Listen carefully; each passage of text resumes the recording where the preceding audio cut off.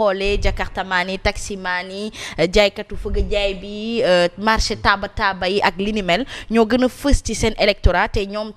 ñoo gën a souffrir ci seen régime. En tout cas ce n'est que le début, peut-être qu'ils peuvent rattraper le tir, mais à la titraille de tribune gis nañu nee na les Sénégalais plus que jamais fatigués. Alors cette couche vulnérable là à quand son assomption? Mais il faut comprendre que affaire bi chaîne la et forcément bu situation amee nii ñi nekk au bas de l'échelle ñoom ñooy gën a sonn fi nga koy xoole mooy xawma nattukaay bi ndax c'est valable maintenant ou pas, mais à une certaine époque commencer le natt à partir du 25 ba peut-être le 5 du mois suivant. tal yi day fees del activité bëri et cetera parce que justement am na salaire.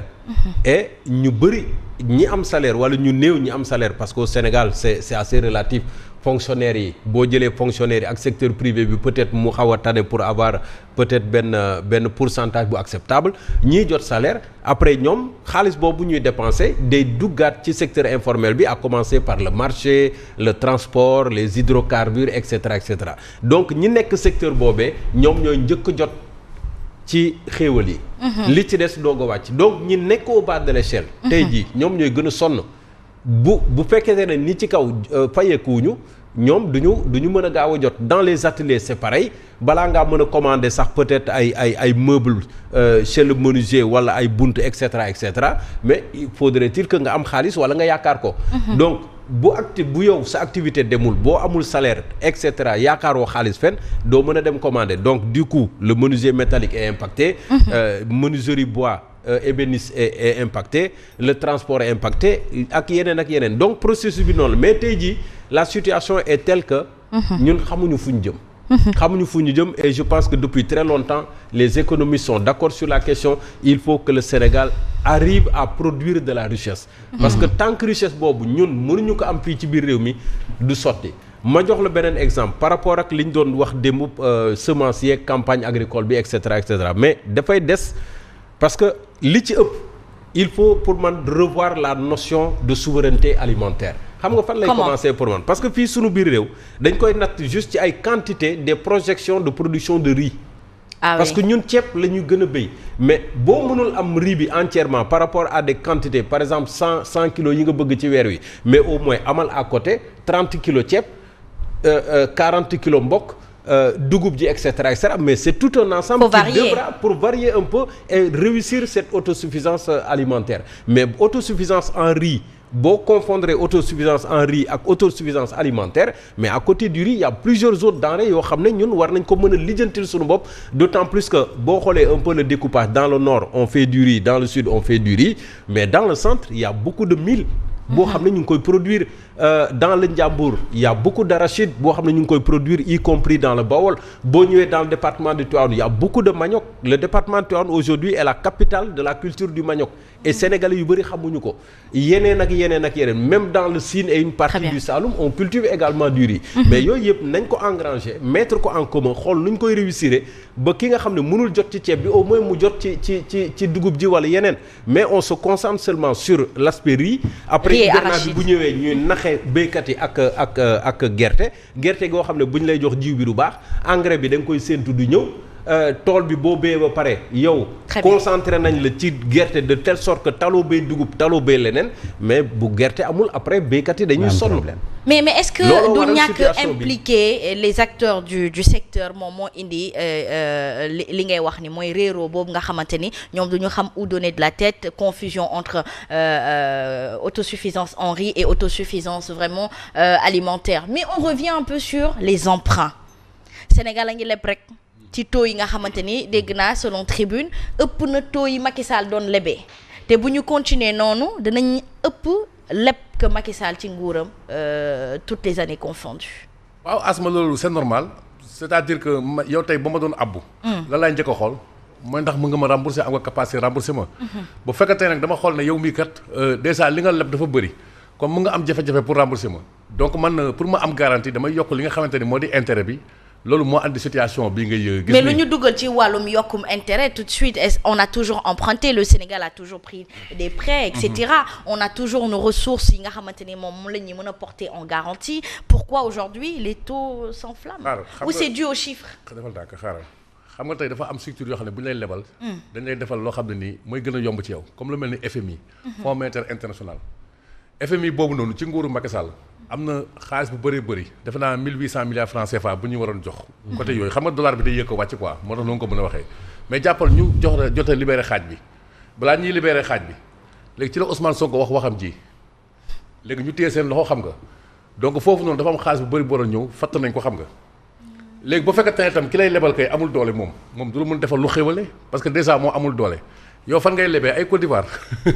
te Côte d'Ivoire ñan ñoo lay lebal dégg naa ni boo xoolee ba ci biir c'est le secteur privé privé. ana suñu secteur privé ñun Sénégal c'est un débat ouvert parce que loolu musiba bi xam nga mooy lan. bu njëkk foofu ci UEMOA. genre bor yi bu ñu ko daan def Côte d'Ivoire boobu xam nga moo représenté 45% zone bi mooy poumon bi. moom daan supporté 45%. maanaam bu Burkina Faso di leb par exemple Côte d'Ivoire day supporté 45 Sénégal supporté 30 parce que mooy deuxième puissance su zone bi muy 75% léegi Burkina Faso boo xoolee seeni secteur privé ay 25% ni daan mobilisé mais li ci bees xam nga mooy lan léegi Sénégal bu daan dimbalaate moom faf dañ koy dimbale lan moo ñu yóbboo ci guute googu lan moo ñu yóbboo ci guute boobu moom laa lay wax ni déjà lépp la moo koy anti d'abord mooy lépp bi mooy tey da ngay financé wu sa déficit boo defee sa budget ba pare dafa am lu lay manqué. nga ne xaaral ma jëlee ko ci bëri. mais bu fekkente ne am nga ay meññeenteef kon loolu dafay wàññi déficit bi xam nga mooy li la si moo wax. ci mbay mi ak yooyu noonu. wala nga wàññi li nga xamante ni mooy di sa charge xam nga tey am nga pétrole am nga gaz normalement loolu waroon feeñ ci li ñuy importer essence. li ñuy defaree li ñuy importer ci ay pétrole ak yooyu parce que looluy anti essence looluy anti gasoil ak courant bi tey. très bien bu ko defee état libéré wu. boo bëggee dégg daal dëgg Asma Khadija. nous sommes gouvernés sous le mode du tâtonnement expérimental mooy lambu daj. situation bi lambu daj boobu noonu nag dafay garaaw dana dugal réew mi ci c'est très important Sénégalais yi xam ko. Macky Sall balaa muy dem ñoom. Moustapha Ba yàlla na ko yàlla yërëm. amiin dañoo jàppoon ne port bi à partir de at bi dafa waroon commencé wàññi xamul tax. gaz bi ak pétrole bi. dañ koy commencer exploiter boo xool sax taux de croissance bi xam nga dafa yëkkati woon parce que dañoo tenir compte ci exploitation pétrole ak gaz bi mais ñu ne malheureusement pétrole bi ak gaz bi daal ñi lañ ci nar a toll rek. très bien donc Bakayoko mbirum prêt yi ak taux d'intérêt yi ci nekk sénégalais yu bëri umpule nañ ko te pourtant ñoom dañoo woote woon transparence li ñuy dégg ni bu dee Côte d'Ivoire seen secteur privé national moom mooy dugal koppar ci suñu réew kon mbir mi. waaw mbir mi doy na waar parce que déjà que li ko waral mooy comme ni ñu ko waxee chiffres yi déjà parce que loolu bi mu amee ñu ne dafa am ay falsification ay chiffres maquillés déjà que suñu notation dafa baissé woon te xam nga notation bu baissé su mel ni ay Moody's ak yooyu noonu déjà nit ñi léegi dañuy prudent parce que say note bu baissé dañuy wax ne dëkk bi investir fa wóoratul wala garantie yëpp matatul donc sa note bu baissé ñi la war a garantir bu fekkente ne amatuñu mënatuñoo base si sa notation baaxul mais dañ lay bu lay lebal dañ koy def à des taux yoo xamante ne bi